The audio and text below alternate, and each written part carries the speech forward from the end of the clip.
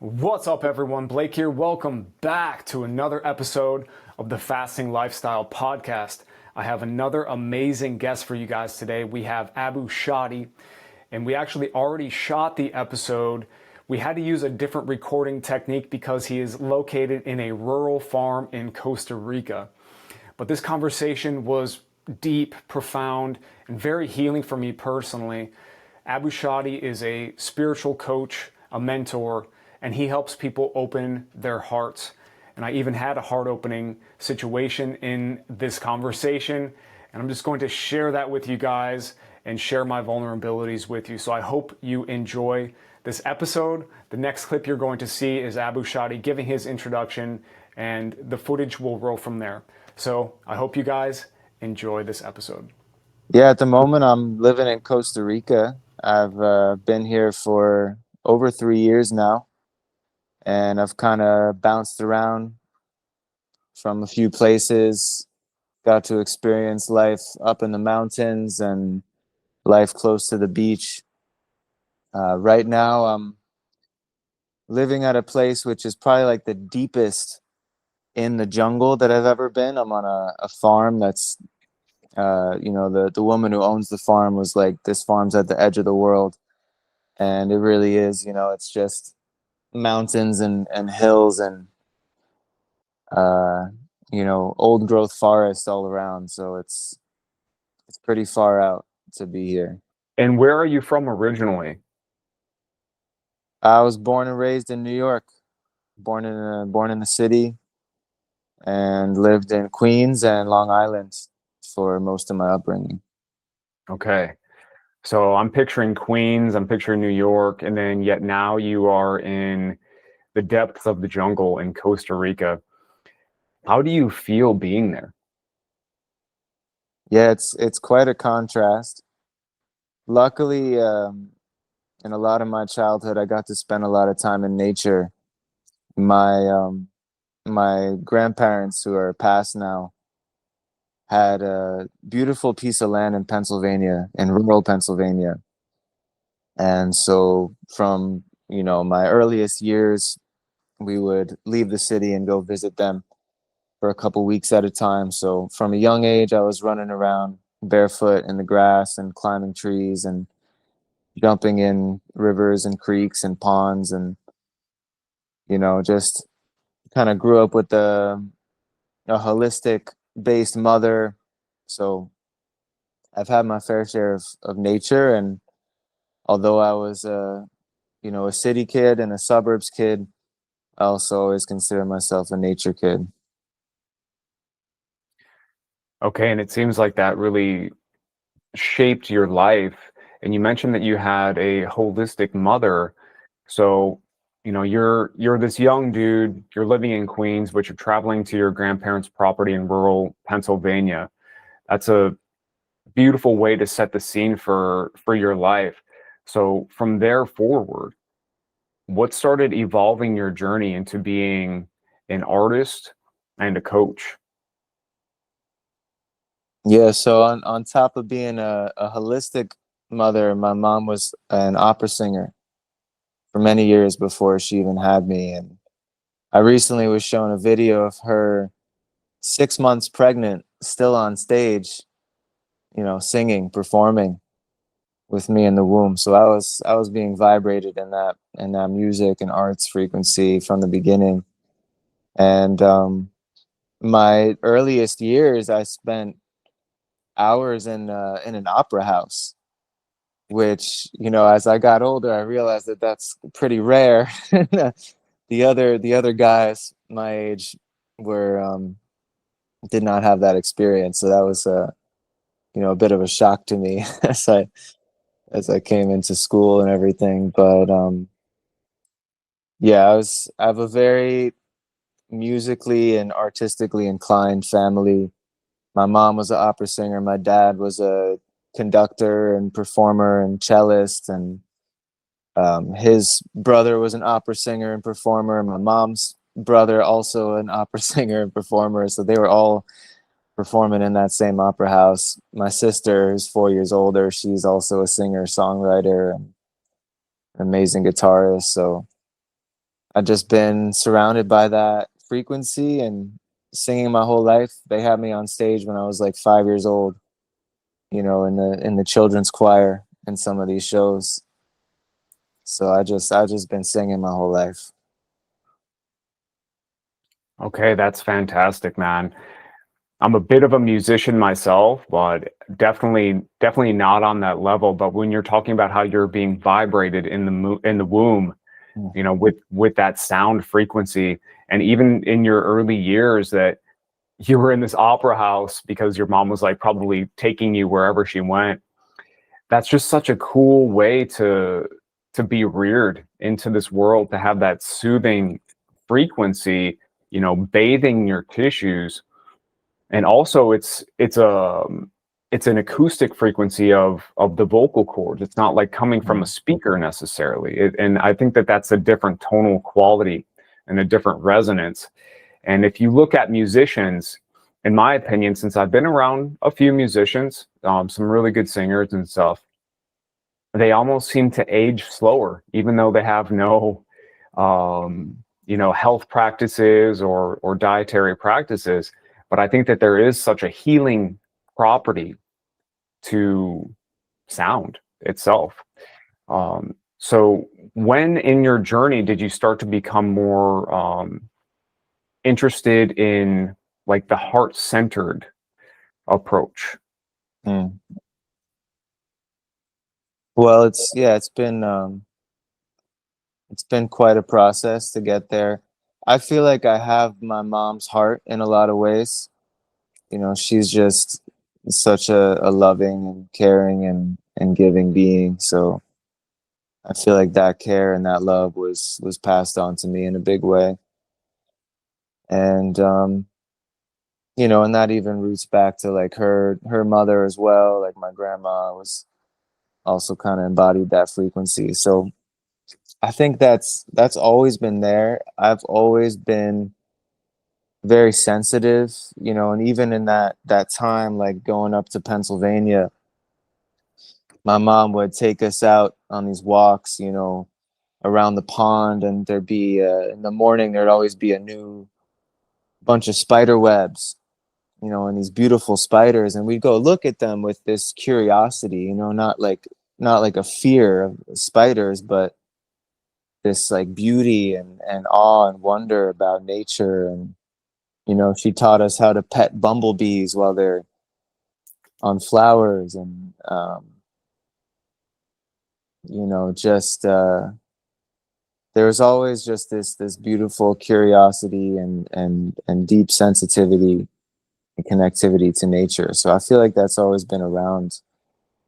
And then, I mean, I could say a big part of that is also when I was around 15, 16, experimenting with cannabis for the first time. That kind of like reunited me with my inner child after the years of schooling, which intentionally disconnects you from that. And that's when I started writing songs as well. That just like opened me up, and I always felt like the songs were coming from my heart. And I look back, the second song I released on SoundCloud when I was like 17 years old is called Follow Your Heart. And so it's just like it's always been there. And it's only, I guess, the ability to speak about it is what has increased, and the ability to discern it and kind of understand it to the point of being able to teach about it is what's developed over the years. That's beautiful, brother. And I want to share something personal with you, leading into this next question. Last night, as I was waking up this morning, early, I was waking out of a dream, and the dream was seeing my mother. And I think I was the baby, Blake. You know what I mean? And my young mother was holding me like this. And she was saying,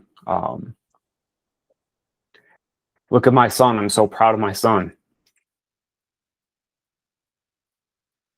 Oh, sorry.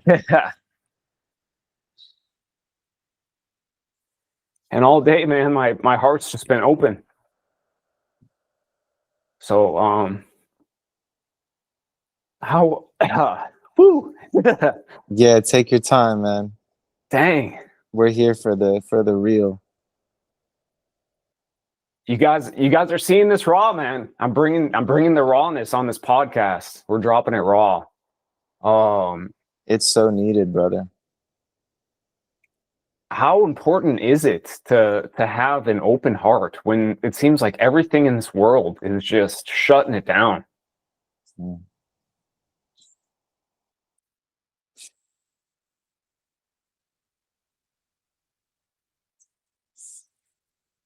Yeah, well, that's the question. I feel like, it answers itself, because if the world is telling us to close our hearts and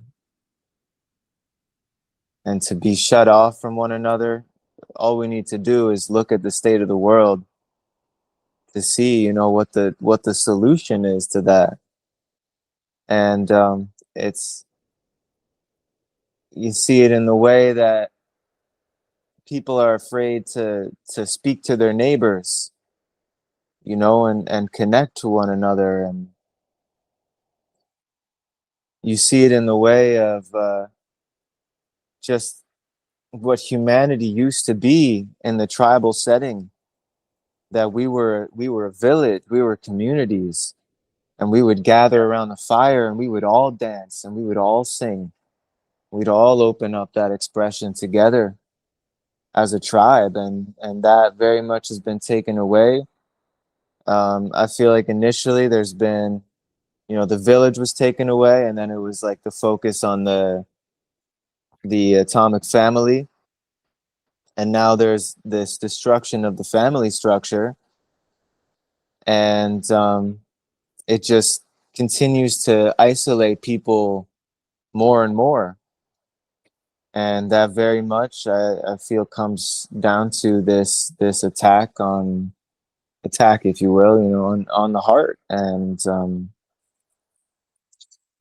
our willingness to be open, to be honest, to be transparent, to be giving and compassionate. And as long as we're afraid to be giving and compassionate, we're going to stay disconnected, not only from such a massive aspect of ourselves, but from that community and from that village. And we see like the Heart Math Institute has that study about how the field of the heart is, whatever 100 times or something, I don't know the number exactly, bigger than the field of the brain or the mind. So what can be accomplished through giving, through sharing, through coming together in community is so great. And that is what I feel like the so-called powers that be are, would fear the most, is us actually working together as community. So it's like, it's up there with the most important things for this current time. I couldn't agree more. When I went through my yoga teacher training, we did a whole module on the Heart Math Institute. And on one of my previous podcasts with Michael Siddall, we talked about that a little bit as well. And brain heart coherence. If you're able to tune the head frequency that you talked about, which is smaller than the heart frequency, and have them resonating concordantly in a beautiful harmony, then it brings us into the present moment. It centers us, and it allows us to give that gift and to share without being in fear. That was something that came up in your response a couple times, is that it seems like fear, it shuts down that heart center. And maybe it brings our focus from the heart center more towards like lower, like survival type of energy.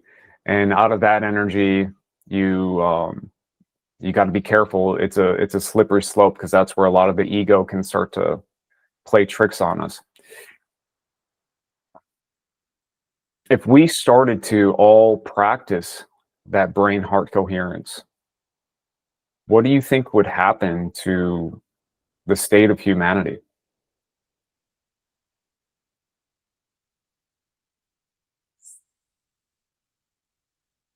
Well, a lot of people talk about this idea of new earth, and that's kind of an easy way to answer that. But what does that actually mean? Is I feel like I also just said it's we come back together into communities and this village archetype where we're working together again. And I always ask this question: is there an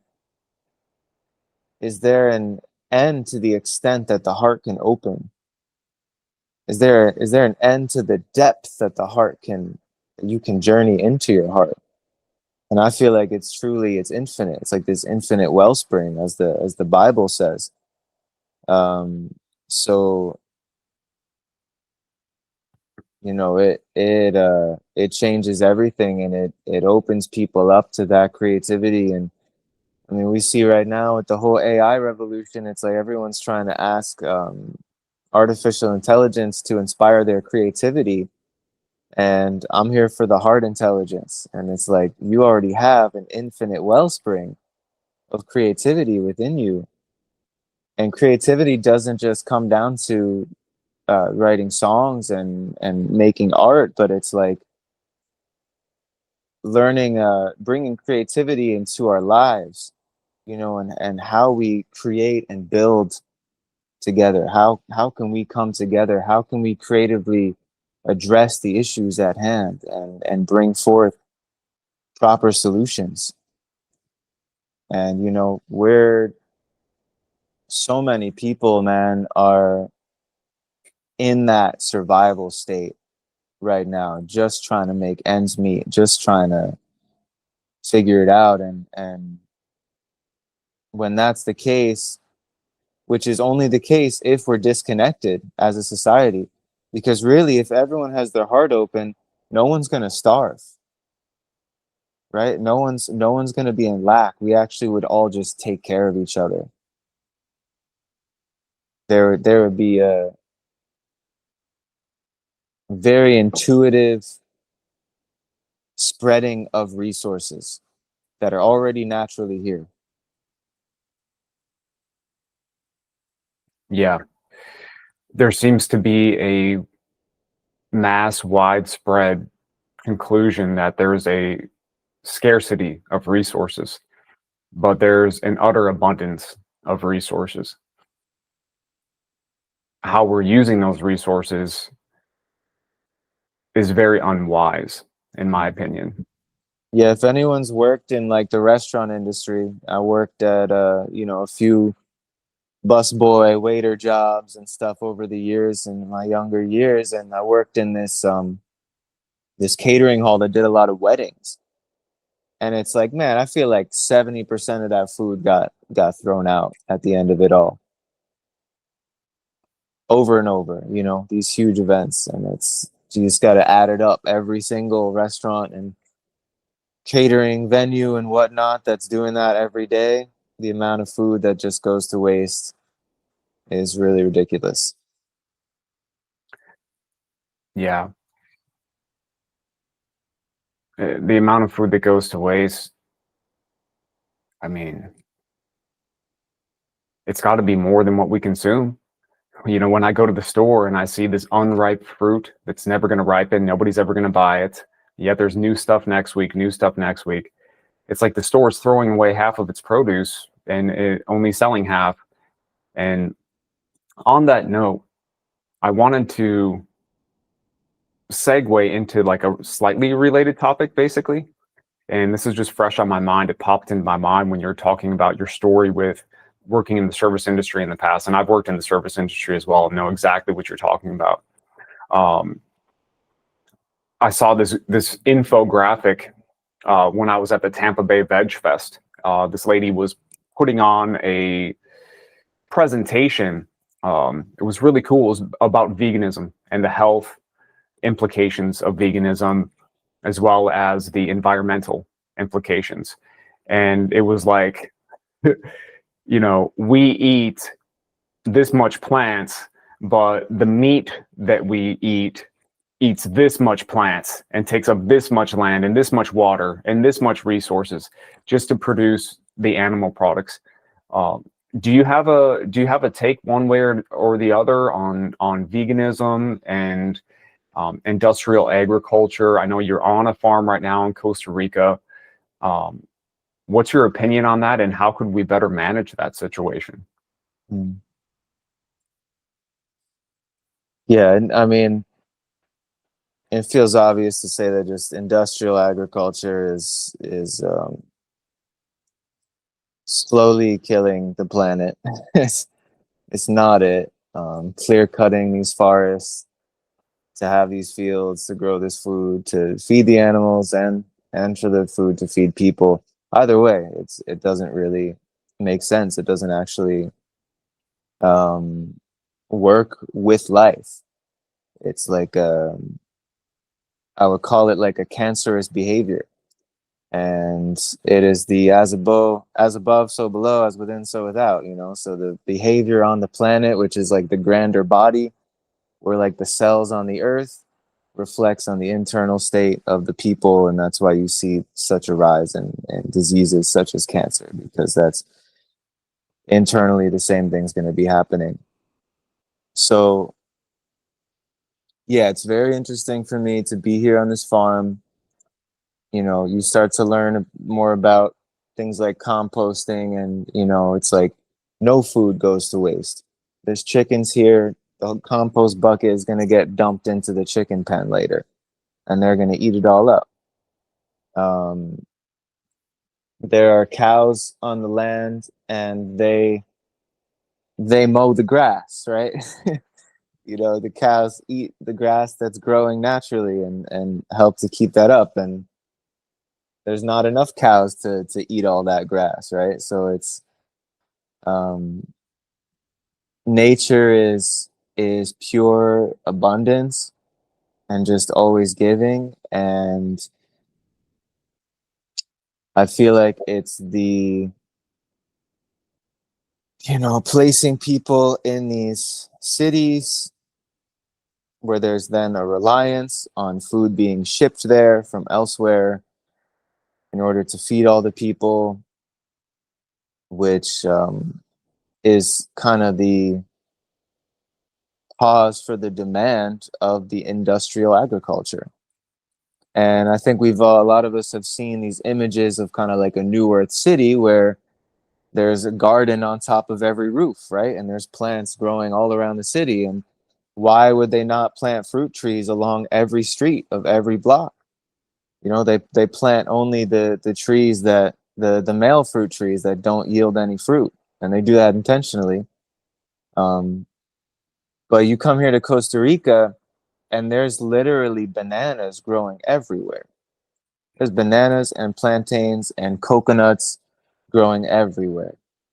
Um, so even if somebody were homeless or had no way to get food, they could still just go for a walk and find some ripe bananas and cut them down and be fed. So, to return to your question, you know, uh, and this might make some of your viewers turn away from me, and that's okay. But my my mom and my stepdad have been my stepdad in particular has been vegan for like 40 plus years, and my mom was vegetarian, vegan for many years.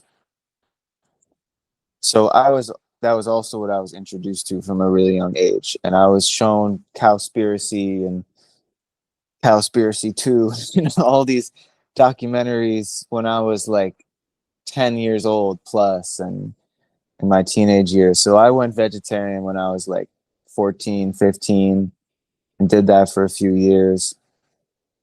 Um, and then I went to college and kind of broke away for a moment, and then I did mushrooms for the first time, and then I was like back to vegetarian again. And then I was vegan for like 6 years. And then I went into a raw vegan fruitarian phase and fasting and deep cleansing and tons of yoga, tons of breath work. I went to India for a period of time, and that also influenced all the yoga and everything. And this is a whole other, story of my healing journey, and we can maybe return to this, but it led to a point of me, and I was aware of all the supplementing and everything. It led to a point of me returning to animal products and in a much more wholesome way. And I started with raw goat's milk from an Amish farm, and then, eggs from that farm as well. And then eventually I started eating meat, and I actually never ate steak like my whole life. I never had burgers, never had steak, never liked it when I was a kid. And something about eating that in these years, it's like it lit something up in my brain that I never felt, and allowed me to heal some things in my body that the fasting and the cleansing and the raw food wasn't really addressing. And so, it led me to a point of coming into a sort of balance and taking away all the information I was taught and taking away all the restrictions I was placing upon myself. And so what I, promote, for lack of a better word, is intuitive eating. And it's to essentially discard of all the information that you have stored in the intellect, all the knowledge, and just listen to your body. Listen to your own body, and like, what does your body need? Something big that I realized is that, I never stopped wanting milk. I just replaced it with almond milk and soy milk. But why did I still want that experience? Why did I still want milk? My body still wanted it. I never stopped wanting meat. I replaced it with vegan meat, replaced it with mushrooms made to be like meat, and all these different things. We were eating Boca burgers for years, before anyone was even talking about veganism. Uh, Eggs as well, like tofu scramblers and things like this. I was eating all these things. And so what I came to is like, if my body is wanting that experience and wanting that food, I'm going to stop tricking it with the fake version and just give it the actual thing that it wants. There's obviously an extreme. I don't believe that you need to eat meat 3 times a day, let alone once a day even. It's very intuitive for me, so I just listen and tune in, and when it feels aligned, then I have it. And if I have it, it's always going to be locally sourced and grass fed, and I prefer to even know like where exactly the cows are coming from, or whatever it is I'm consuming. So I feel like veganism in a sense is like a modern luxury, and it to truly be healthy as a vegan, there's a certain requirement for certain supplements and things to get all the nutrients. And what I see is that a lot of people promoting veganism now are coming out of a lifestyle where they ate a lot of crap their whole lives and overate meat and overate all these animal products. And so it feels like a natural kind of like pendulum swing the other way. And I feel like I've swung both ways now and kind of arrived somewhere in the middle, where again it just comes to listening to my own body, my own body's needs, and eating in that way. One thing we do on this channel, Abushady, is we honor everybody's style of nourishment. I heard my friend, her name is Dulce Villarreal. I had her on the show a few episodes back, And the word that she kept on using for, rather than like diet or eating, she was using the term nourishment. And I just love that comprehensive term, because like that healing experience you had in your brain that the fasting couldn't touch, that the other protocols you were doing, breath work and everything like that, couldn't get to the root of, and then you felt something light up, and like you were able to work through some old energy that previously you weren't able to, because you were listening to your body and you were letting that pendulum, ride in the middle. That's nourishment, because you're taking an approach to an intuitive approach to what your body needs holistically. We all have different mental bodies, different emotional bodies, different spiritual bodies, different physical bodies, different lineages. And then if you want to get into more so like the modern Western science stuff, which I take with a grain of salt, I like to look at it and understand it. But I'm also not one of these people who's just wooed by the studies. So they talk about the microbiome. I think that is pretty important. We all have different microbiomes. Some of us were C-sections, some of us were natural birth, and apparently that affects, our internal terrain. So I love your way of calling it intuitive eating. And if I was even to marry those two terms, nourishment and then your term, how cool of a Intuitive term nourishment. is that? Intuitive nourishment. Coined the Wow. phrase right here on this show today. Me and Abushady, intuitive nourishment. I mean, epic, because that's what you need to do. One of my favorite texts is the Essene Gospel of Peace, and they were vegetarian. Okay, they weren't necessarily vegan, because, like you said, depending on the place in the world you are, it might be hard to have crops all the time. Maybe they don't have mason jars with lids that seal, so they can't really can and store for the winter. So they've got to do something. Well, you can cure meats, and eggs keep a long time. Things like this. What about clothing? What about leather? So there's a lot of gray area there.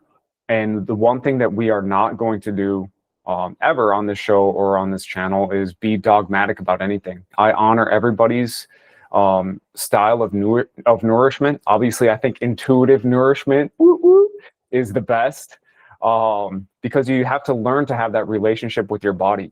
I think sometimes when people say that they're eating intuitively, they might be guided by something in their mind that's having a craving. Maybe they're guided by a parasitic sort of craving. So you've got to be careful.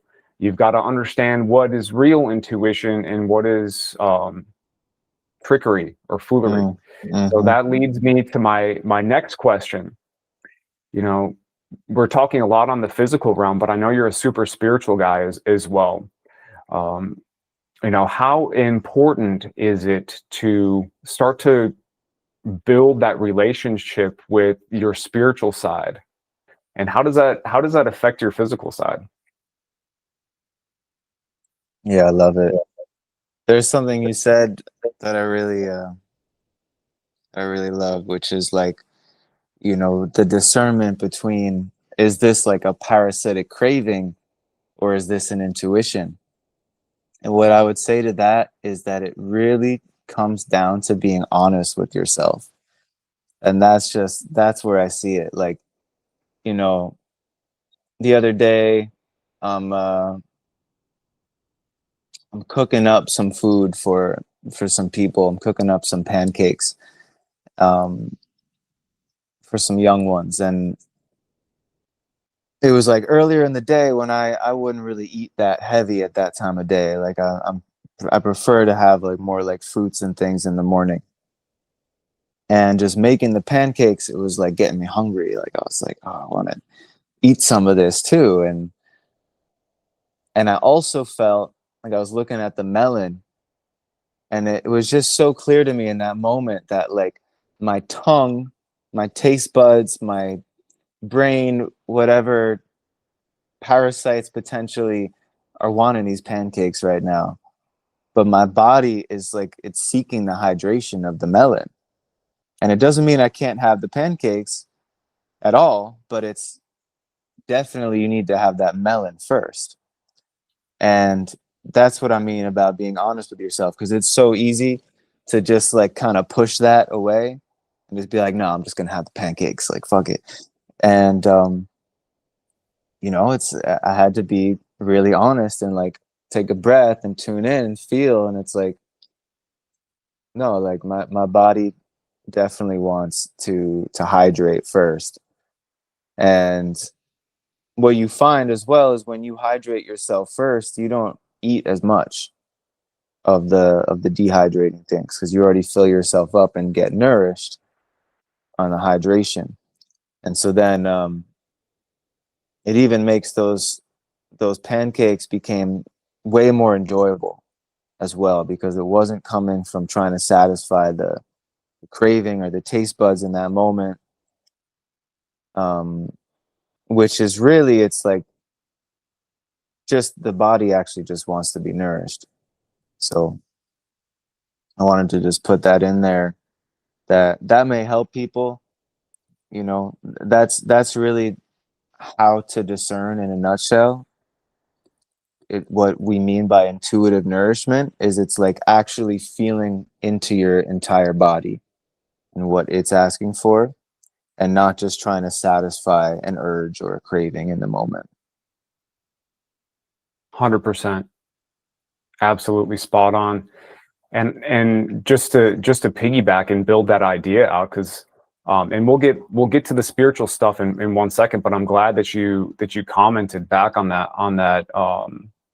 that statement that I made, because this is a really cool topic, and we're kind of like building something right now. Like, we're combining ideas, we're creating this idea and talking and sharing with people. I think this is really valuable, because you're talking about feeling into your body. What does my body want? My body wants that hydration of the melon. And yet, because the smells and the vibes and maybe the parasites involved with these pancakes that you're making, you want, it's making you hungry. You want to eat the pancakes. Maybe like there's a small part of you that wants to enjoy with the kids and create community with them by sharing food and breaking bread. And like you said, you very wisely said, it's not that I can't have the pancakes. So that is, in my opinion, looking like from like a coach standpoint, like outside in at Abushady, that is somebody who has progressed along their journey a decent ways, that they're not putting these harsh restrictions on themselves. But at the same time, in order to feel intuitively into our body, I think there's a certain amount of work that it needs to build that relationship with your body, to be able to feel into it, and also a certain amount of knowledge that one needs to consume. There probably are some people out there that don't really understand that a melon's going to have a lot more water content than pancakes, or just not even, the thought would never even cross their mind. Mm-hmm. And so we'll put a bookmark in the spiritual stuff, but for right now, it's reminding me of something I wanted to ask you earlier when you were talking about your stint with raw foods, and when you were going through that phase. And just to preface this really quickly, that's exactly what I did. Is I went hardcore into the juice cleanses, into the raw foods, and then the pendulum swung back, and then now I'm allowing myself to have some cooked foods once in a while as well, and I'm feeling much more balanced out. And so, a perfect example. And I think it's tied to more than just my physical cravings.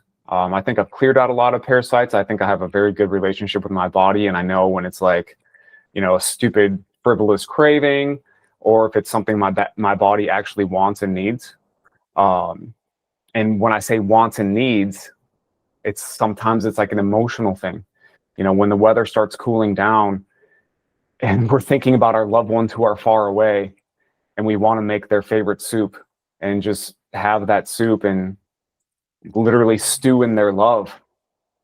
and remind you of reminiscent old times. Is there anything wrong with that? Like, absolutely not.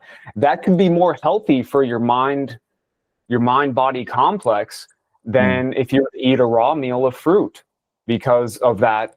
We talked earlier about the healing power of that heart frequency washing over your body. But when you were in your raw food phase, you mentioned you did a lot of breath work and a lot of fasting. So if you could kind of speak to that experience, because I've seen you do a lot of cool breath work on your Instagram where you're like sucking in your core a lot. And after my recent dry fast, it really kind of popped me spiritually open. Yeah. So after my 5.5 day dry fast, it really made me look at, my branding. And this is something it's important for me, how I package my offering, because my true calling and my gift is to genuinely help people.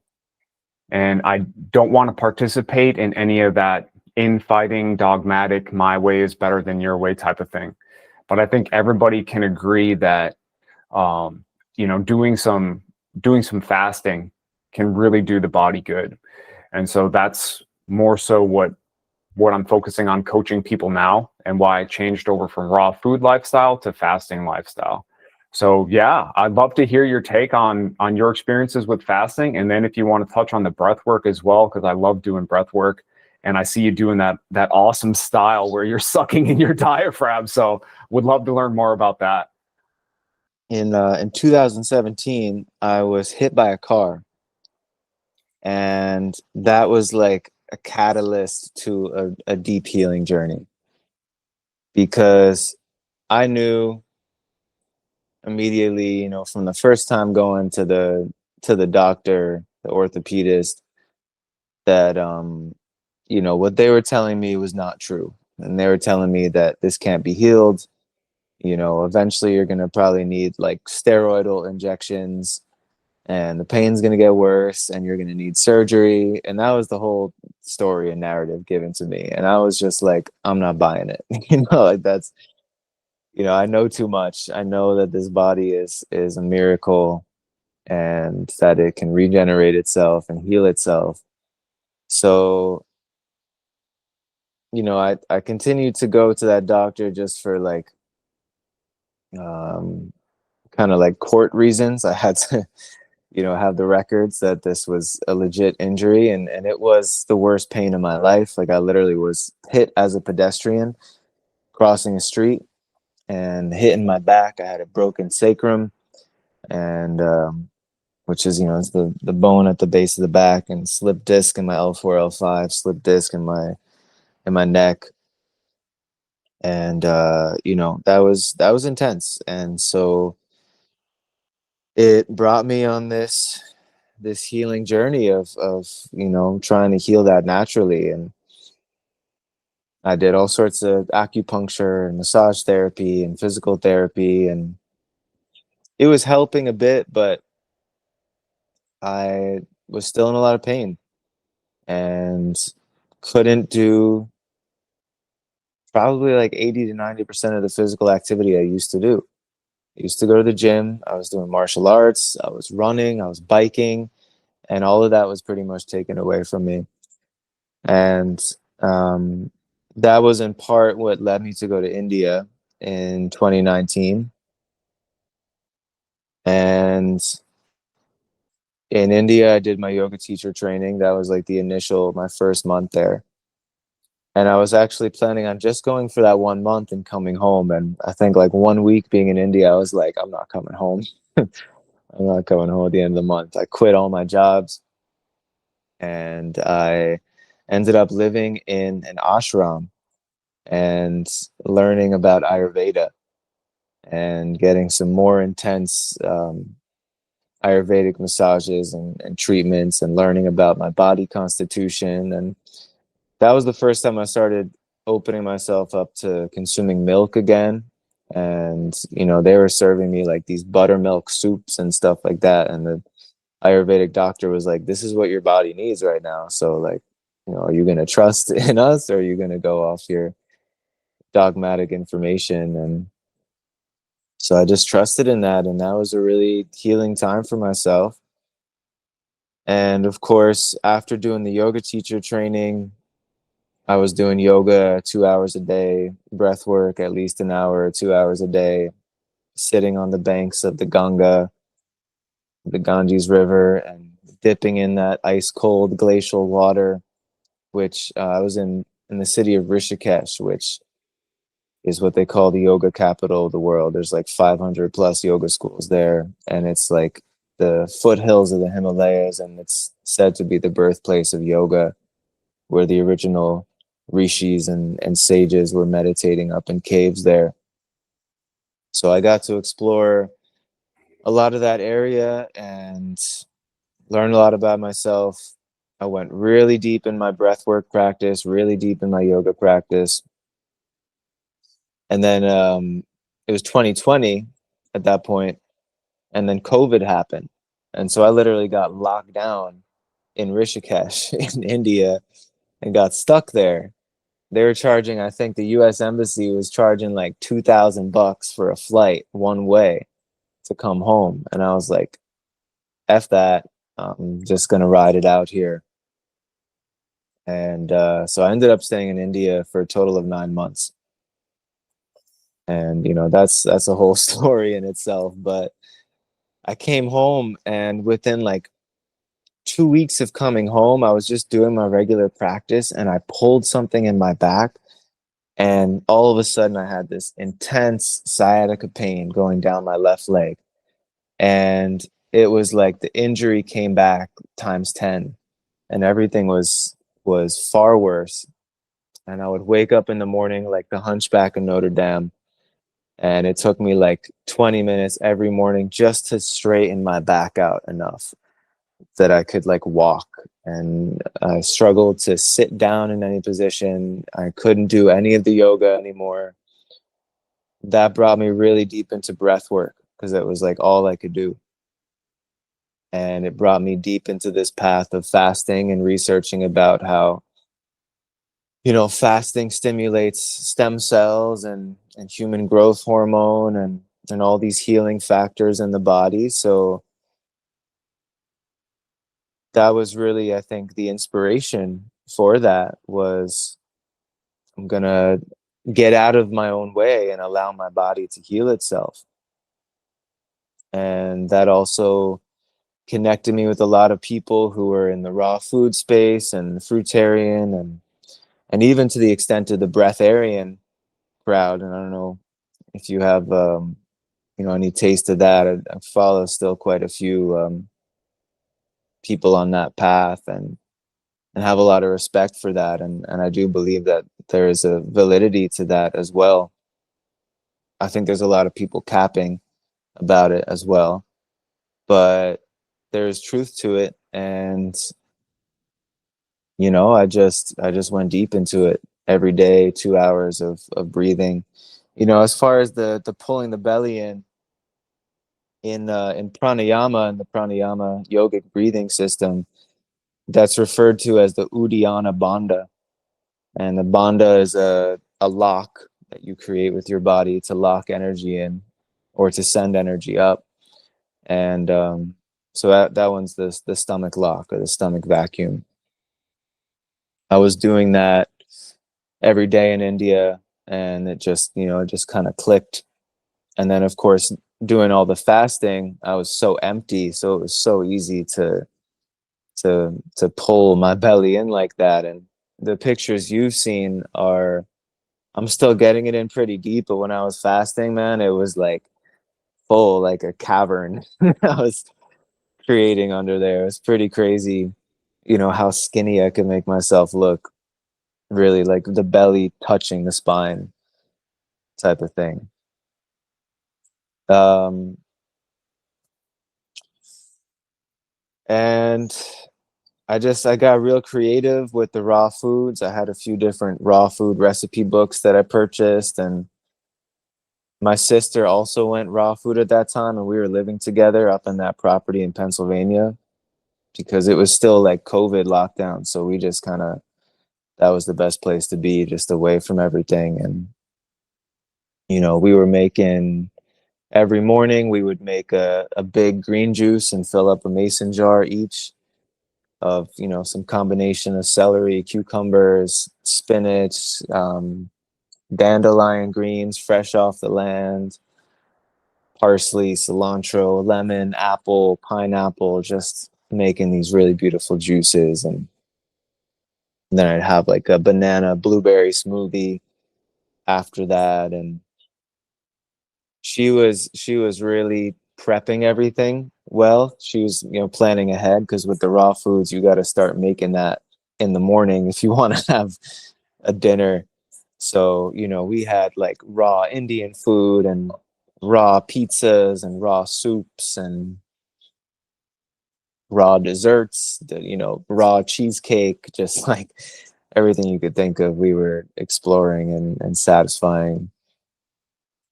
Honestly, satisfying all those cravings for all the real version of the food. We're creating the raw versions. And then I started teaching breath work, and then the first course I offered was called Conscious Spirit Work. And that was a breath work and fasting course that was 1 month long. And I invited everybody who took that course to do a juice fast with me for the entire month. And so I went 31 days on just liquids. And I was probably making like 4 mason jars of juice to myself every day, and teaching 3 days a week, over 30 plus different breathwork practices and techniques. And, you know, it took me deep. It took me deep. The combination of fasting with breath work can take you really deep. I was having some really psychedelic states from those things in combination, getting into this 1 breath per minute practice of tumo breathing, and pushing it to, sometimes I think the longest I went was maybe like 40 minutes or so, at a pace of 1 breath per minute. So 40 breaths in 40 minutes. And, you know, doing that in a fasted state, like you really, you go deep into a deep trance with that experience. Yeah, I could go on, probably on and on about that. Maybe you have some interjections. I love all of that, man. And during my fasting stints that I've done this year, my first relationship with like longer term fasting started in mid 2023. I did a 4.5 day. Right now, I kind of judge myself a little bit because I call it like a faux water fast, because I was still taking like BCAAs and supplements and herbs and tea and coffee and just anything but chewing and swallowing solid food at that point in time. Mm-hmm. But it was a good first step now that I look back, because it really started to open me up to different things. And I went 4.5 days on my first one, which is 108 hours. Obviously, the auspicious number in yoga. So that was pretty symbolic for me. But then, as my journey has been evolving, especially recently, I realized that, one of the first things that allowed me to lose 100 pounds in high school was intermittent fasting, and just basically prolonging my breakfast. I don't Mm-hmm. say skipping breakfast. Obviously, you and I both know that you can't do that.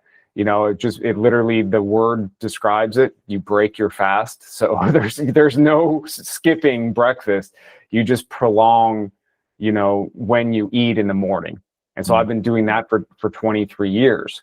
But getting more into the longer term fasting, it puts you more into a meditative spiritual state.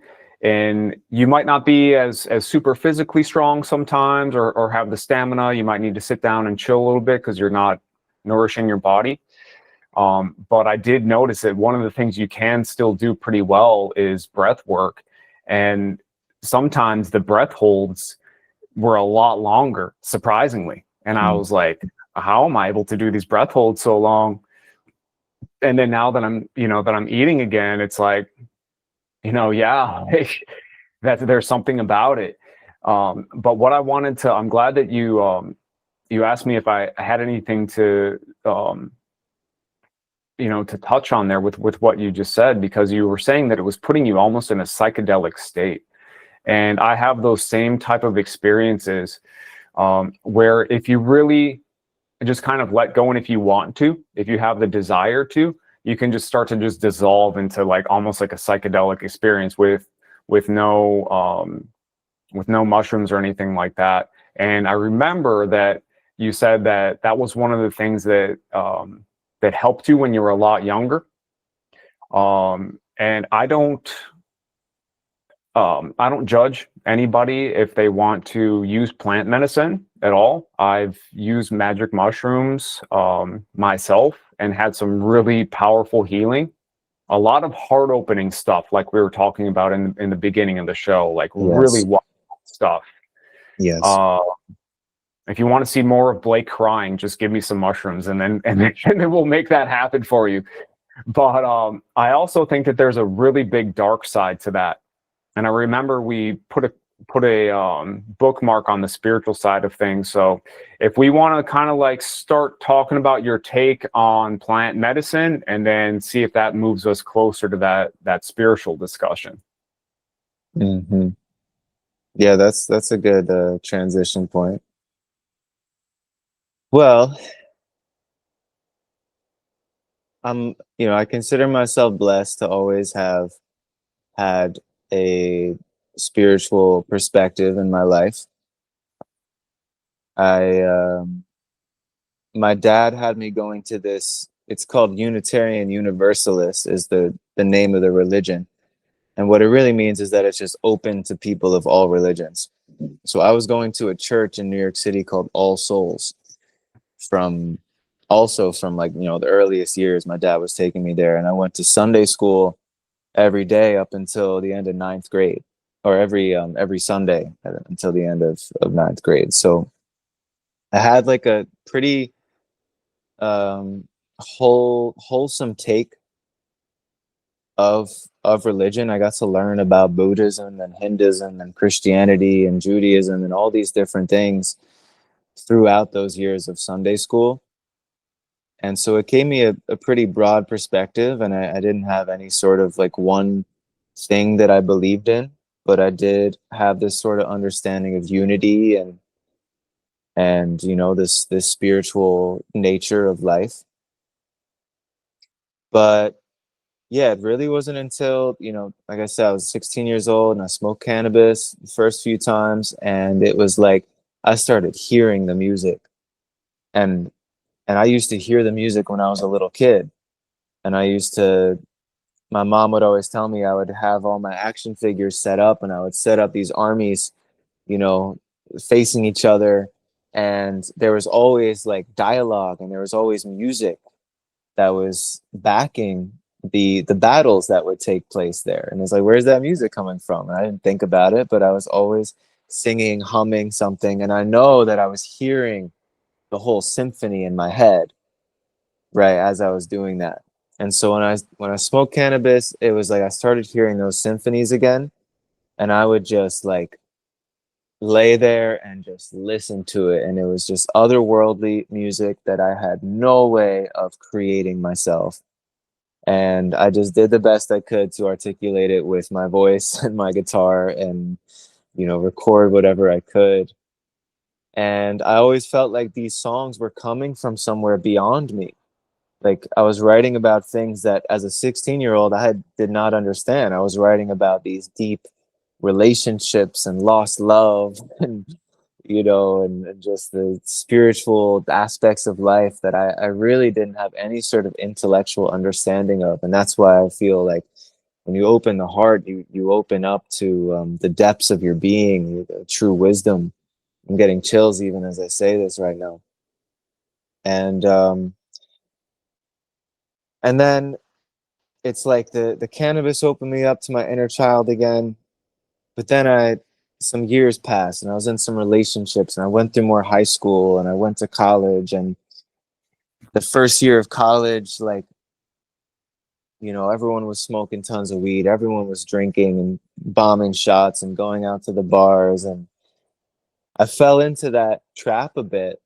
And then a buddy of mine got mushrooms for the few of us, a small group of friends, and for most of us, it was our first time having any psychedelic. And I think it was like, still remember, it was like 2.75 grams. That was like my first trip. And um, we went outside in this like blizzard into the woods behind the dorms. And it was just like you said, like heart open, just inner child, completely free, awe and wonder to the world, and these realizations and these epiphanies after epiphany, just looking at my life and just looking at like everyone in school drinking and just destroying our bodies, and just this understanding that this body, this life is so sacred and so beautiful, and it's this temple that I'm supposed to protect. And I vowed in that moment to stop drinking, and I was like, I'm gonna stop eating this like weird ass meat that they're serving in the school. And um, I went strict vegetarian at that point. I was still eating like omelets and stuff I still make for myself, but I just cleaned up everything about my life. And I also saw that on a deeper level, I was here to use this music to open up other people's hearts, and this deep understanding that I had when I was 16, but I was reminded of again when I was 18 and took the mushrooms, that you can't tell people what to do, because people always want to do the opposite of what they're told. But you can change the way that people feel through music, through art, and then people make the decision to change on their own. And so I just understood the importance of using music as a tool to influence people in a positive way. And then in the years that followed, I took a lot more mushrooms. I experimented with LSD. I smoked DMT a few times. I smoked salvia a few times. That was probably the craziest one out of all of it. And that was the funniest one because you could just purchase salvia in a gas station at the time, 40x, and you just hit it once and the whole universe goes sideways and everything unravels. Um,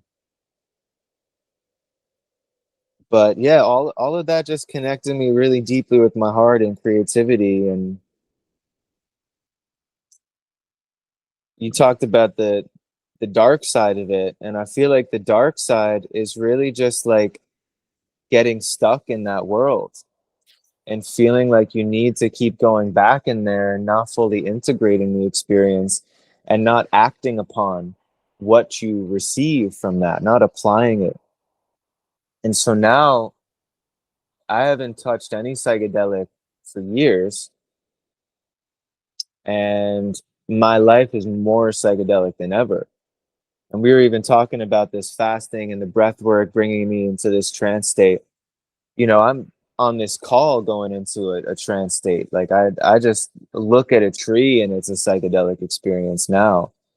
And I think a lot of people, that scares them, like, oh, you messed up your brain or something like that. And it's like, no, I just see life now. I just actually see what this is in a much more stable and grounded way, in which I had some eggs and toast this morning. I had a coffee with some milk from the local farm, and I'm very much grounded and very much in my body, and I'm also very much connected to my heart, connected to love, connected to the nature around me. I don't need to sit for 2 hours and suck my belly into my spine to recognize the miracle that is life, that is this experience. So just speaking to that again, to that dark side of psychedelics, you see it here in Costa Rica with ayahuasca.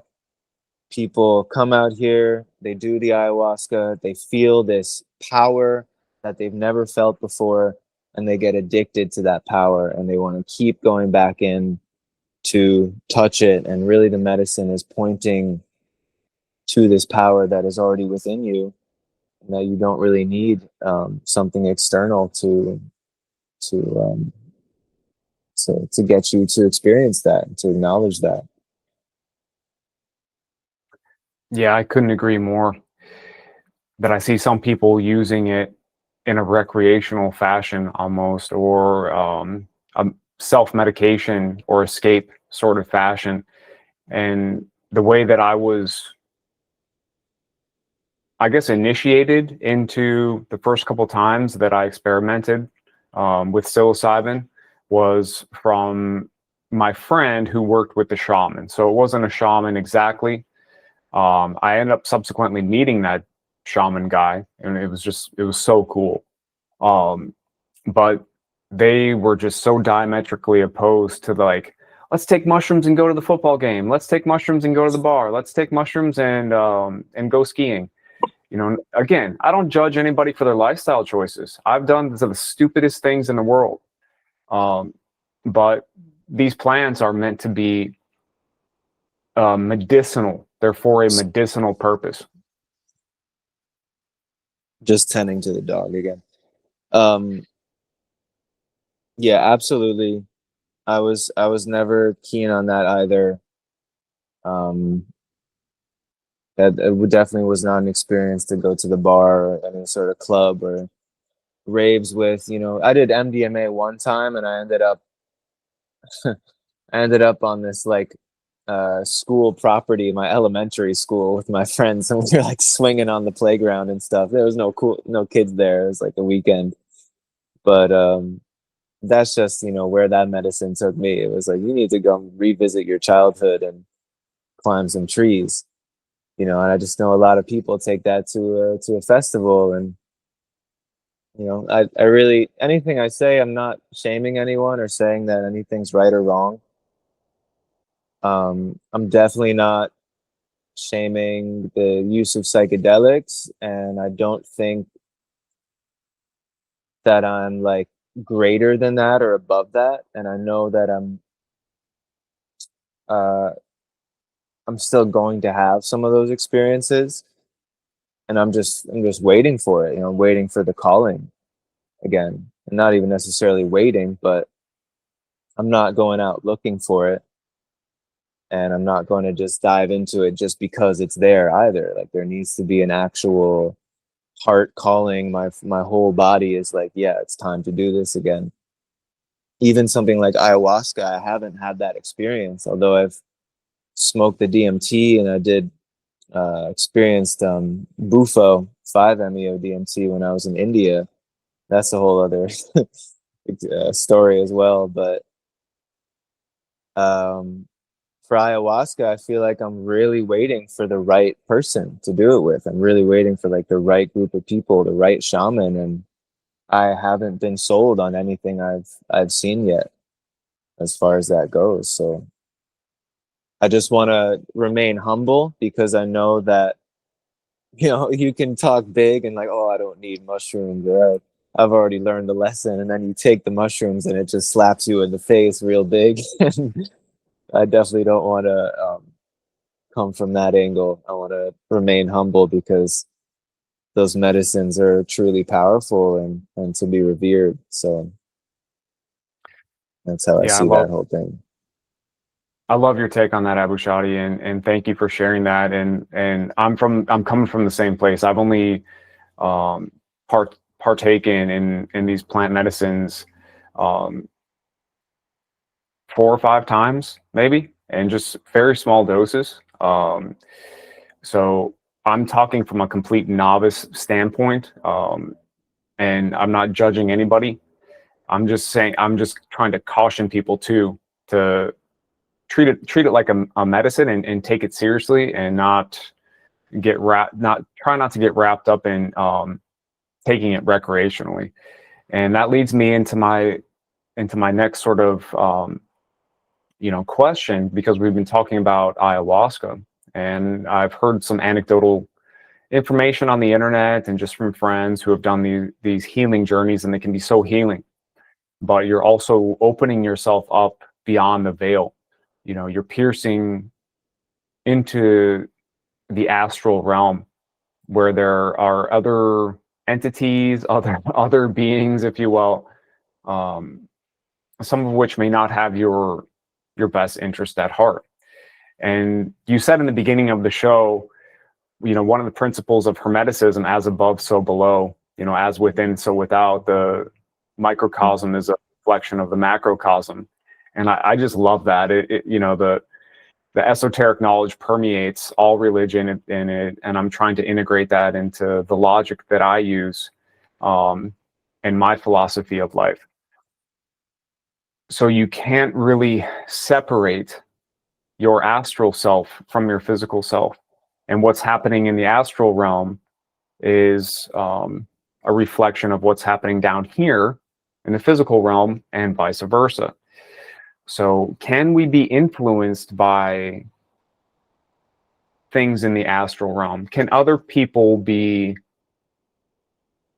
I guess, agents of, you know, astral realm influences that can be put into our sphere to maybe misguide us, or maybe to move us towards making a bad decision or taking a wrong turn?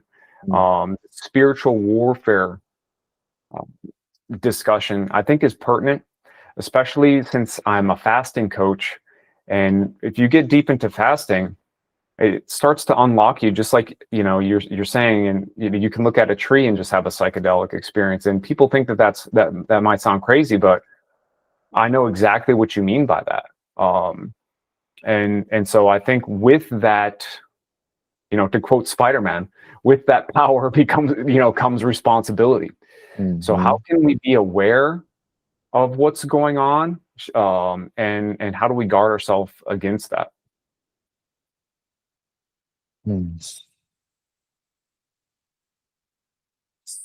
So first, just speaking to like an ayahuasca session or mushrooms, whatever, you want to really make sure that you fully can trust who you're doing the session with, and that they are in integrity, and that they really know what they're doing. And there's a lot of what we call overnight shamans, you know, in the space running these things, and this is not it. Like, they haven't gone deep enough, they haven't seen enough and faced those demons, if you will, in themselves, to be able to hold space properly and know what to do when something happens.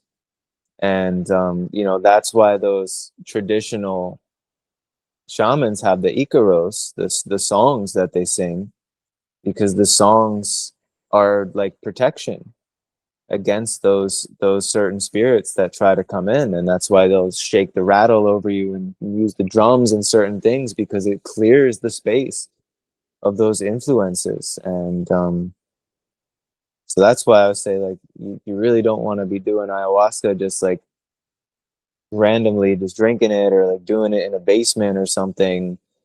It's meant to be done in the land that it comes from, with the people who have been studying it and who were raised on it, you know, preferably someone who probably had their first cup of ayahuasca when they were like 11 years old, because that's just what they do in that tribe, you know. Like, that's probably who I would end up doing it with. Same goes for mushrooms, you know. Set and setting is always so important, especially if you're high dosing. You don't want to just do it around anyone, and you don't want to just do it in any place. Like, it's important to really be in a safe and beautiful setting for these things. Now, talking about the astral,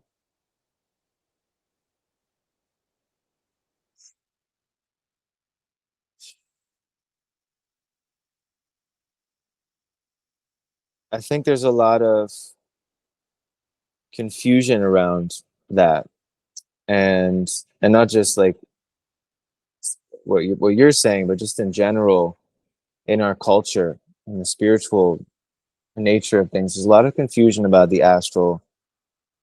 The astral is not the same as the spiritual, I would say. It's not the same as like God. Um,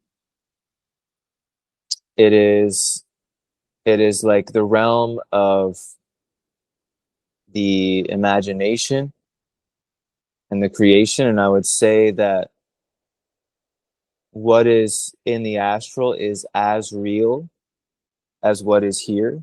It's as real as your perceived physical body.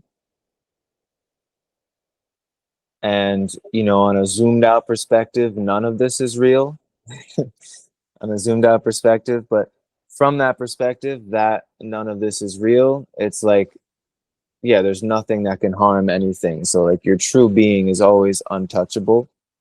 Your true being is an innocence that can never be tainted.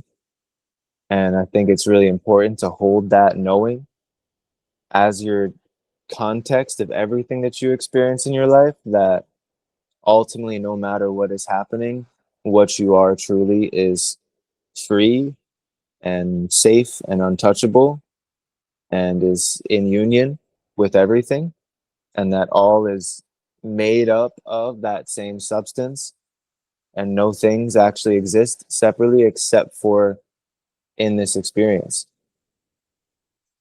So, with that in mind, here we are in these bodies having this experience. So, the experience is very real. And the experience of what happens in the astral is very real and impacts us in these bodies and with these minds. So, you have things happen where, for example, somebody is contacted, opened up to a spirit in the astral, which claims that it's Jesus. And this is why you see so many people over the years who claim that they are the reincarnation of the Messiah, that they are, I'm Jesus, like he came to me and told me. And it's like, that's an astral entity coming to you and influencing you to say certain things and do certain things. And this can happen in so many different forms, which is why it's so important to have a certain level of discernment and attunement to your body's intuition so that you can feel if something is actually in integrity or not. And something that I teach in my book that I have out, Follow the Heart, and in the Man of the Heart course, is to strengthen this ability to discern. And one of the means that I teach people to do this with is muscle testing.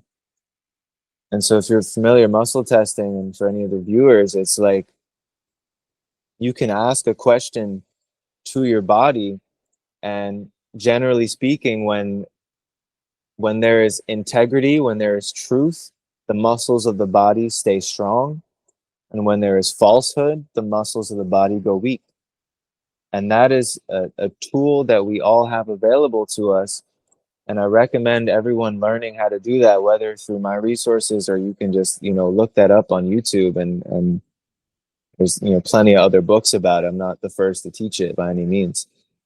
But that is a tool that I still use to this day for sometimes just for basic decisions, because it keeps me from overthinking. I can just ask my body really quickly and get an answer and then move on.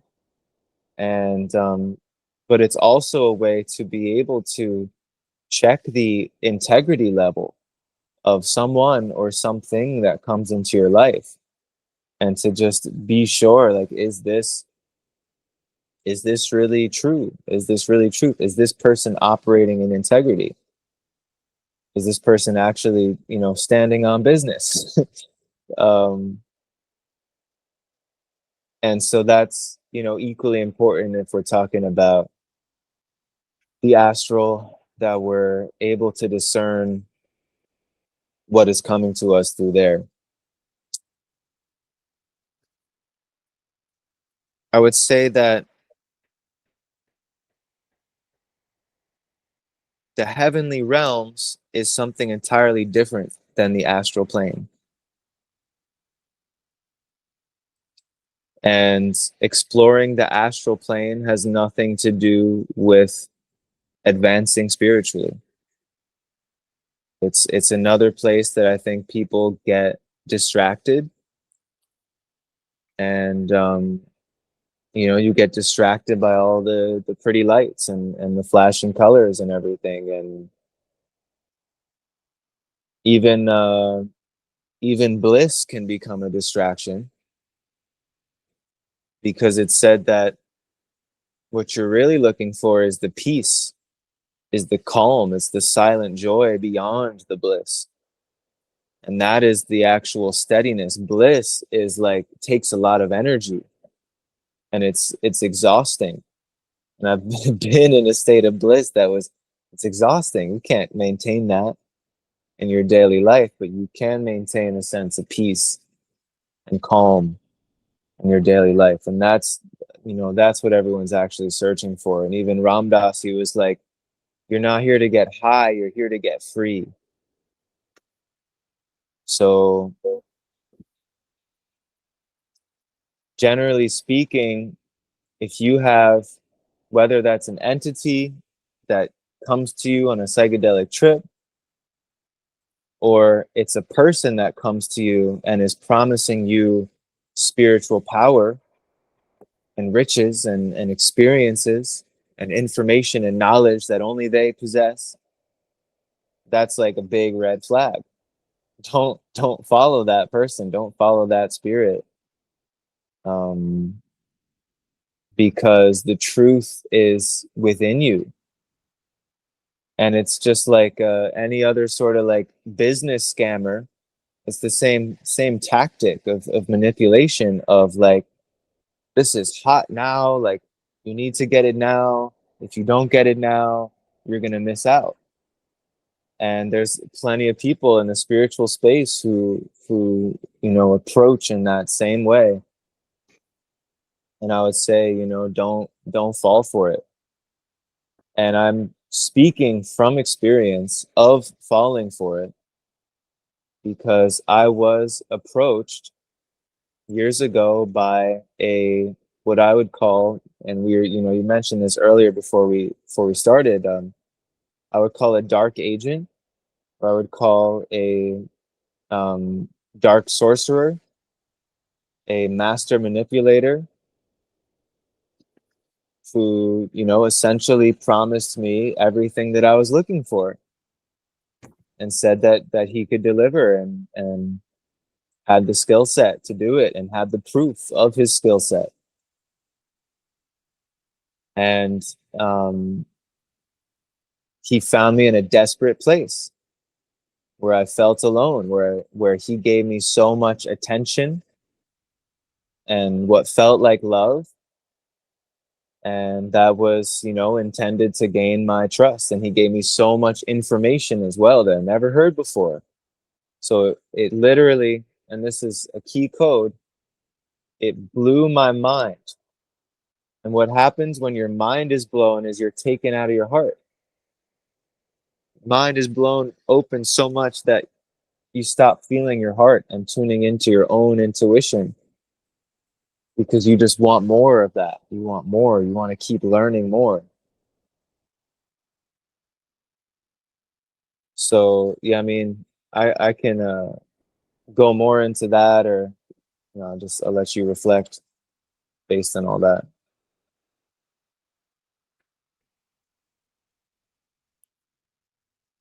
You have this amazing ability to take my overly complex questions and then like answer each one like one by one without forgetting what I asked you. I'm like, this man is a genius. And I was just thinking to myself, like, you're so creative, and you have that musical side of your brain, that right side of your brain, but you also have like the left side fully on and activated. You're an author, you're a coach, and I really respect the wisdom that you bring to this world, and that you bring to this movement. And I know that it's not I know that it's hard earned. I'll say that. I know you've put the work in on yourself, and it really shows. Um, Man, I don't think I've ever had. I'd have to think about it, but I don't think I've ever had any like really deliberate sort of like dark agent sort of experiences like that. But what I think I have had, and I think a lot of people have had, whether you call them agents, whatever you want to call that, is people come into your life, and it's almost like that they're serving a purpose to distract you from your mission, to distract you from your calling, to give you that comfort, to give you that heart's desire. And it's like, yeah, that's nice, and I've indulged in that for a while, and I'm still trying to figure that out myself, because sometimes it is nice to be in a distracting relationship and just live a normal life for a while. But us people who are called on the spiritual path, it seems like we're always called, to keep moving forward and keep progressing on a journey. The more that we progress, the collective. So have you had any experiences with, just in your clients, let's say, and the people that you coach, where they're in a situation where they feel like they're called to the spiritual path, but maybe family, friends, they're kind of still in that quagmire, and they feel like they're being held back by the surroundings, and they want to break free, but they're like afraid to lose that comforting home feeling. I mean, you've gone to India, you're there in Costa Rica, you're a fearless guy, and that's just truly commendable. And part of me is even asking this question a little bit selfishly as well, to hear how you would coach somebody on embracing their purpose in life, and embracing their calling, and moving forward fearlessly from that heart space, um, and finding their purpose, and being empowered to share it. Well, first of all, I appreciate your words of recognition. And like I mentioned you in the beginning, I'm very much a student of life. I'm just here on the journey as well. And my life has had a lot of twists and turns and different hardships. And I feel very deeply, very sensitive, but I also, what I teach is for us to regain our sensitivity, but to also maintain that recognition of the ultimate context, and to stay grounded and rooted in God always, so that even with that sensitivity, it's like you can still remain unmoved in a sense. And like I can I can cry and I can feel deeply and be so immersed in the human experience, but that recognition of the unchanging is always there beneath it. And that's what I feel like we're here for, is, it's not to like escape from the human experience, it's to like really have it, right? Yeah, yeah. So thank you for, seeing me. And what instantly came up for me is one of my past clients, who I'm still in touch with a little bit here and there, but I'm not in touch with a lot, which is really a good thing in my eyes, because what I aim for is that anyone I work with, that they're not like reliant on me. That, once we complete the mission, it's like they get to move on into their lives, and it's like we'll always still be brothers, we'll always still have that connection, or sisters, because I'm not just exclusive to the men, even though that's the focus. Just being a man, I feel like I have more to teach to men specifically. But one of my clients, he came in, he was 30 plus years old, living with his parents, um dirt broke, couldn't get a job for like over a year after applying to job after job. Struggling with ADHD, struggling with anxiety, you know, wanting to be more of a creator, seeking love, seeking to find fulfillment through a relationship with a woman, and thinking that like that relationship was what was going to like help him to level up and change. And we went through some really deep work together over the course of 6 months, in the Man of the Heart mentorship. And it was a small group of men. It was just I guess it was like four brothers in that group. And I watched him go to now moving out of his parents' house, moving to a completely different country, having a higher paying job than he thought was even possible. He's living with some roommates, with some brothers, um, overcoming that anxiety that he had about being in the workplace, being like ridiculed in the past because of his sensitivity, because of his ADHD, and because of his anxiety, that people in the workplace didn't understand him, and kind of made fun of him and talked negatively. Like he just like faced that shit head on, and he broke through and he took the leap. And the last I checked in on him, he was like, I'm sorry I haven't come to any brotherhood alumni calls recently. My life is just so busy, there's so much to do. And it's like just seeing where he was just like stuck at home and just couldn't do anything, essentially. And I don't want to say that, but just, yeah, he was stuck at home. He was doing plasma donations to try and have money to feed himself. Like it was just rock bottom for this brother. And now to see him in this position where he's well fed, he's nourished, he's bigger now, like stronger, grounded in his humor and his persona, and just enjoying his life. And I just think what what happened in that time, what did I actually bring to him? And it was um a pure space of witnessing and non-judgment and just like unconditional love, and this constant reminder that God loves him, and that this world is like a dream, and that he can be whoever he wants to be.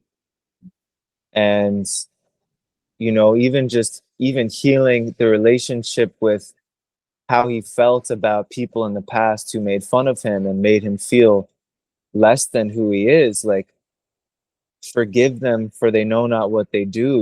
Learning to love even those people and to have compassion for them, where he used to walk around and just think like everyone's judging him. To realize that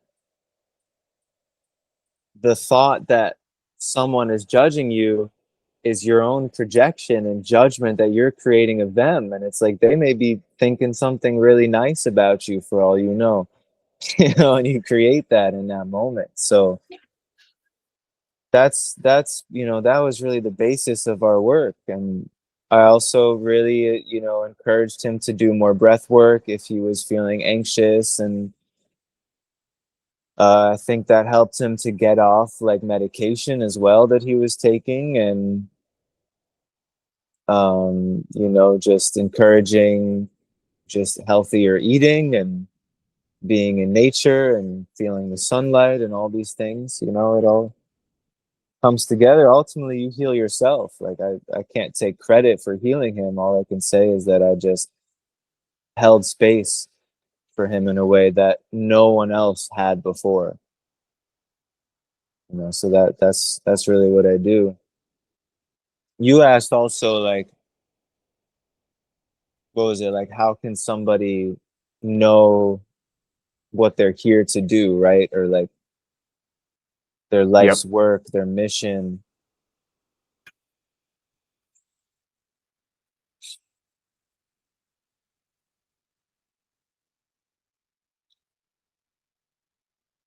Yeah, I mean, we live in a world where everyone's so busy distracting themselves that they don't have enough time to just, they do have enough time, but they don't make the time to really listen in and tune in. So I think that's the simplest answer. It's like, stop distracting yourself and either work with someone like myself, or even just if you have that type of friend that you can sit with who can hold space so you can get clear on certain things, or just sit with yourself long enough to hold space for yourself and learn how to do that. And if you need to write your ideas out and brainstorm, and it's helpful for me to usually to like go for a walk, just clear out the mind. And I'm on this farm right now, so I've done some jobs here on this land that take a few hours, and I'm just away from the phone, I'm away from talking to anybody, and it's just time on the land working with my hand and my body, my hands and my body, and that usually creates clarity as well. So I think also people think there's like a pressure to have it all figured out, and often it's like you just need to take the first step, and then the next step will be revealed. And then if it's really foggy and cloudy, it's like that Lao Tzu quote, do you have the patience to wait till the dust settles to take a step forward? So it's also just like the mind is, if you keep inputting things into your mind, you're just making more waves, and it's like an echo chamber. But if you stop putting inputs into your mind and you let the waves, slowly calm down and relax, then it's still water, and then you can see more clearly where you are. I resonate with that big time. My purpose in my journey has been like that. You take another step, you take another step. And I probably talk about this in every single podcast that I do, just because I love the representation of the hero's journey, and we're all the hero in our own journey. And what I think, like you said, people they they might be too distracted to think about it like this, but I can say that Blake is the hero of this journey for me right now. Mm-hmm. But it's not as simple as a movie, as the hero in a movie. I've got multiple journeys running concurrently, many journeys. My journey with food, my journey with exercise, my journey with all the different stuff. Mm-hmm. So are you moving forward on the path on these journeys the way that you want to be? Is there a journey that you need to end? You need to just stop that journey. For me, it was like too much salt on my salads. It was it was not good. And so through all the fasting and everything like that, I'm not craving as much salt anymore. I think because I've done some healing on my body as well. But it seems like you and I are definitely on the same page as that. And the reason why I bring myself into this is because I'm 39 years old, and I'm now just coming into this podcasting. I love freaking doing this, man. This is sharing this message and sharing it from my heart, literally. Not just saying that because I have the heart man right here. Like I feel like I've always had a really big heart as well, and I think similar to you, like my mother kind of inspired that in me, kind of raised me to be like that. And then also I was a personal trainer and a yoga instructor throughout kind of like 5 years around the COVID time. But prior to that, I was like an office dude. I'm an analyst in the financial industry. And that's still what I do today, to kind of support myself. And people probably would not guess that about me. But, my calling has been moving me more towards this exact moment right now, to where it's like, I could have stopped and just you would have seen me online with a personal training podcast, or you would have seen me online with a yoga podcast. And there's nothing wrong with that. But I felt like my soul was guiding me towards just keep going. Just don't stop and stake your flag just yet. And that led me into the fasting, that led me into the raw foods, and here I am today. But the reason why I was talking about the hero's journey and those multiple concurrent running journeys is that there was some resolutions that I needed on an energetic level, whether it was a spiritual level or a physical level, in shadow work that I had to do in order to be the person I am right now, to be able to do this work that I'm doing. If I hadn't resolved that stuff, which took time, then I wouldn't be here where I'm right now. Would I've liked to have been here at 29 and not 39? Of course, probably. But I don't even think about it like that. Well, You know what I mean? you look like you're 29. Oh yeah. So I'll take that. But exactly, man. So it's like when you're talking about the Lao Tzu quote, we don't have to have it all figured out overnight. And that's just amazing. And we're so simpatico, brother, because you were saying that, you want to help your clients so that they don't need to rely on a coach. That's exactly what I told my personal training clients. I was like, I'm the anti-personal training personal trainer. I want to work myself out of a job. I want to teach you how to manage this stuff on your own so you don't need me. And then on to the next, that way I don't have to worry about you anymore. And it worked. It was like I was cloning like a little mini me army of people that, did the work, that, ate healthy, did the exercise and stuff. It was pretty simplistic in those days. But it worked, and it helped people. So what helped me to find my purpose too was we already know, and we could probably actually do some like muscle testing. I'm not sure exactly how to do that. I kind of practice it with muscle testing a little bit, but we already know. There was a time in my life where a relationship was ending and a job ended like at the same time. And I was like, okay, well, what do I do? And I was like, I don't want to go back to that same sort of thing. I was like, what am I even passionate about? And so I think that's a good question to ask. What are you passionate about? Mm-hmm. And I was like, let me narrow it down. Music and fitness. Those are the two things I'm both passionate about. Yeah, I'm passionate about fishing. At the time I was. I'm passionate about, all kinds of stuff. But what am I passionate about that I've also been consistent on and can see myself doing joyfully, that doesn't feel like work, but I can also, make a living out of it? And I was like, yeah, music and fitness, let's do it. And so I just started taking steps in that direction with music school and with, renewing my personal training certification. And that led to like a whole metamorphosis. So yeah, that I think our advice is the same to everybody. And I think that it is important to work with somebody and, feel that community, because the last thing I'll say is that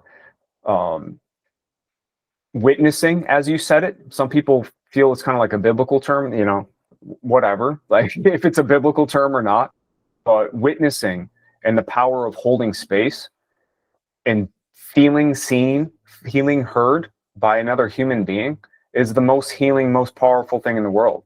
I think that's why a lot of the therapy actually works, is just because there's somebody, a neutral person, to listen to you, and you're getting that stuff off your chest. In yoga, they say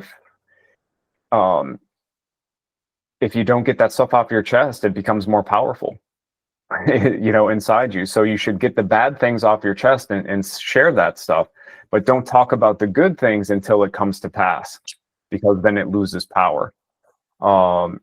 So yeah, I just want to. There's a little trap with that though, which is we don't want to get stuck in our stories. And so, a lot of people end up in a therapy with a therapist for like years and years and not actually work through it. The reason for that is if you keep telling yourself the same story, you are continuously reinforcing um, that neural pattern in your brain. And so there's actually, I've seen some new studies come out where they say that venting is actually not as healing as we would like to think it is. And I've experienced this myself that I'm not saying not to do it at all. I think there's like a necessity to like get the thing off your chest, but it's when you need to keep telling everyone that same story over and over that you end up reinforcing it and not actually releasing it. So there's something to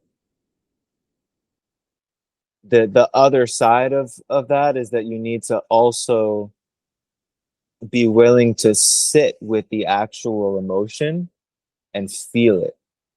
And that's the part that's missing in that. Like you, because you can talk about it all you want, but if you're not willing to actually sit with it and feel it and let it move through you, and that's why there's the whole somatic release thing is so popular these days, is because that's the missing piece to therapy. And you need to actually, it's the emotion is stored in the body, and we know this scientifically now. So yeah, I just wanted to add that in there because like it is important to get it out and not hold it in and not suppress it. And equally, it's important that you can rewrite the story, you know, and not just live that for the rest of your life. A lot of people then they get stuck in that, and then they're just living out the same story that they're venting, and it's like this perpetual nightmare that perpetuates itself every time they continue to tell the story. At some point, you need to just tell a new story. Yeah, thank you for bringing that in.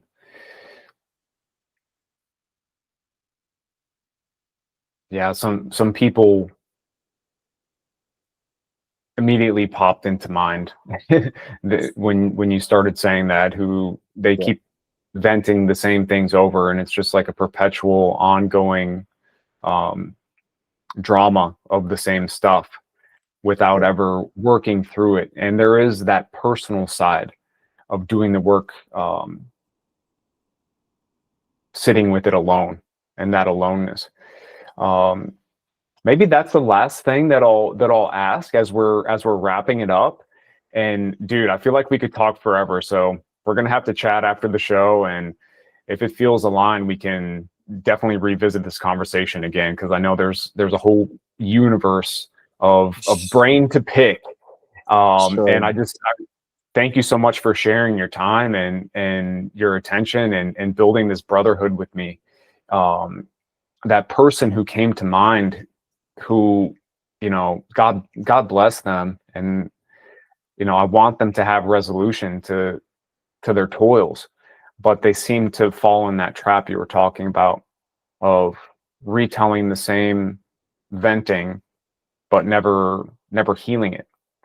I noticed that same person was very uncomfortable when they were alone. Um, how powerful is it to learn to be comfortable with yourself alone, to sit with yourself, the good, the bad, and the ugly, and to develop that practice of maybe having some alone time in your life, and how therapeutic is that?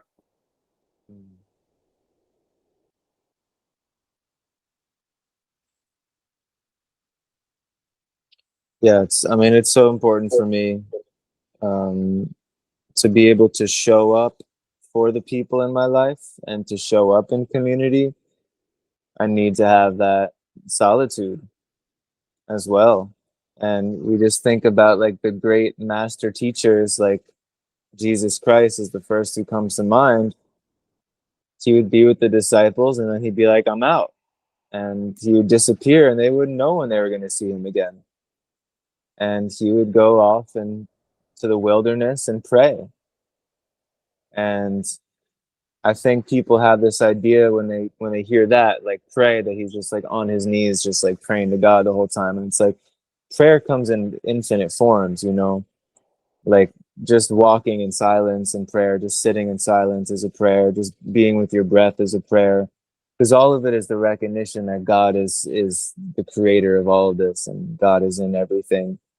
So I imagine that a lot of that time that he was away was also just spent in silence, um, perhaps in song, you know, perhaps in movement and dance, like perhaps in communing with nature, um, you know, and in that sense, I feel like everything is a prayer, and I think there's just a connotation around the word prayer from a lot of people who received religious schooling and stuff like that, and just had the whitewashed religions, you know, shoved down their throats, that they don't want to use that word, they don't want to pray or whatever. And I think that prayer is it's one of the most powerful tools at our disposal for that time of being by yourself. And you know, people think you're crazy for talking to yourself, but I spend, you know, I spend quite a bit of time when I need to. Sometimes it's just silence, but sometimes if there's a lot bubbling up within me, like I'm not afraid to just have a conversation with God. And I've seen even a saint, uh, there's like a quote where he's just like, let your prayer be sloppy, you know, like just spill it all out, spill your whole heart out to God. And then once you spill your whole heart out to God, equally important is to listen, you know, to learn to listen and to hear the voice of God, which I'd say speaks through the heart, particularly with the men. Um, with the women, and this I can't speak from experience because I'm not a woman, but what I've um, what I've learned is that God speaks through the womb of the woman.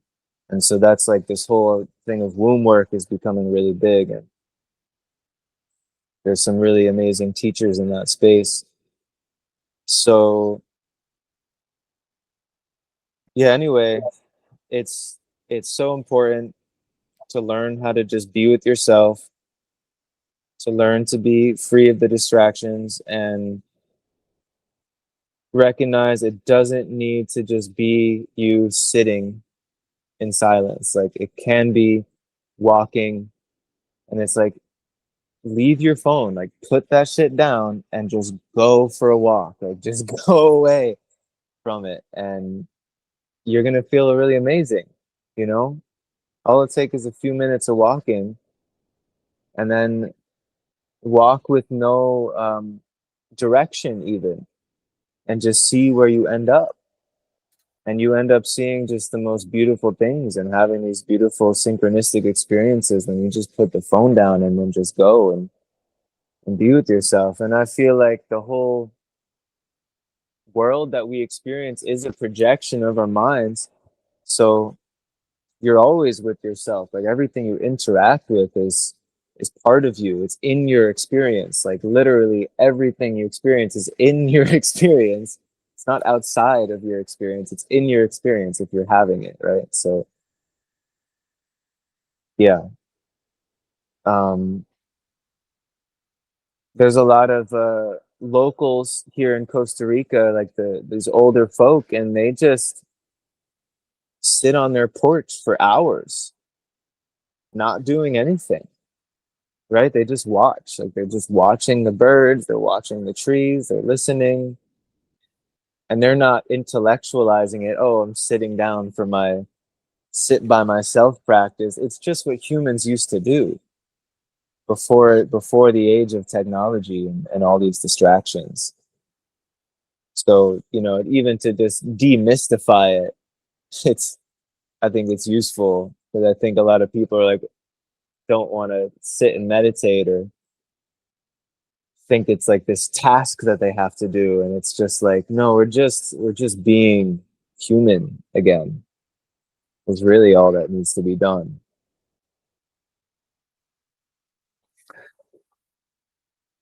Definitely words of wisdom right there.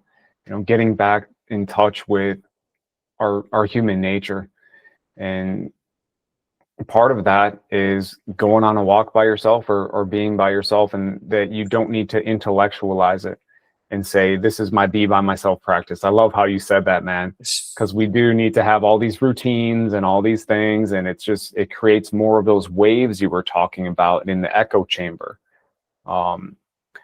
After this, after this show, I'm definitely gonna, let this resonate for a while. This has been a very powerful conversation, and thank you so much for your time. From one coach to another, I can tell that you have a really powerful ability to hold space, and just the way that you listen, the way that you thoughtfully think of your responses and give such a comprehensive and even keeled delivery, and stay grounded and calm in the process. It's really remarkable to watch. My goal is to continue to kind of like allow this lifestyle to chill me out even more as well, because I'm a little bit naturally of a high strung person, even though I finally got off of caffeine, which is amazing. That's been helpful for me. But yeah, I know you have a lot of amazing offerings. You said you have a coaching program, you have a book, and by the way, all of Abushady's links are going to be in the show notes below, as always. But coming from you, where can the audience find you, and how can they work with you? Sure. Yeah. So, my biggest presence is probably just through Instagram, where I've been the most consistent for years. So there's a ton of free value there, a ton of writings and videos, and um, there's some more longer form videos on my YouTube as well. You just search Abushady, you'll find me.